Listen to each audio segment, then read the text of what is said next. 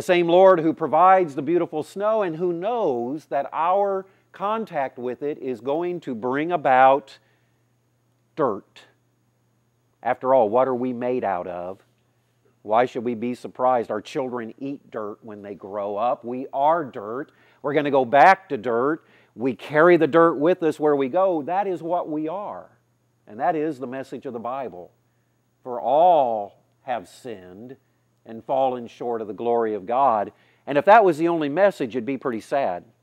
But Jesus, the one who has shown us the balanced life, He makes all of that difference. So I tried to look for a story.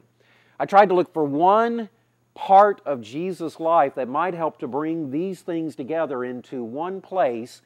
And I think I've come close in John chapter 3. Turn there with me, if you will. Isn't it kind of nice to be able to sit here in blue jeans and kind of rough it for a weekend and not have to worry about dressing up? And then what does Dwight do? He shows up in a tie. Thank goodness he brought a little bit of culture in class with us, just so we all would feel like we really were at church. And it's got a lighthouse on it. I'm proud of you. There was a man of the Pharisees named Nicodemus, a ruler of the Jews. This man came to Jesus by night and said to Him, Rabbi, we know that you are a teacher come from God, for no one can do these signs that you do unless God is with him.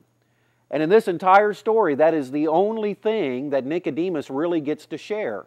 Because if you'll allow me to paraphrase, Jesus does a little bit of teaching, and Nicodemus responds by saying, I don't understand.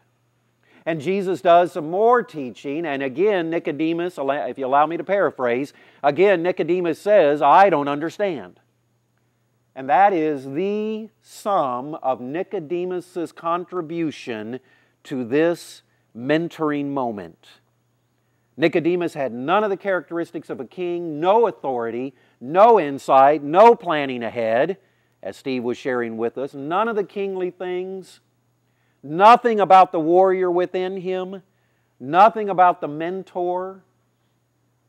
I think he had at least maybe a little bit of spark of the friend, but it was still just a spark.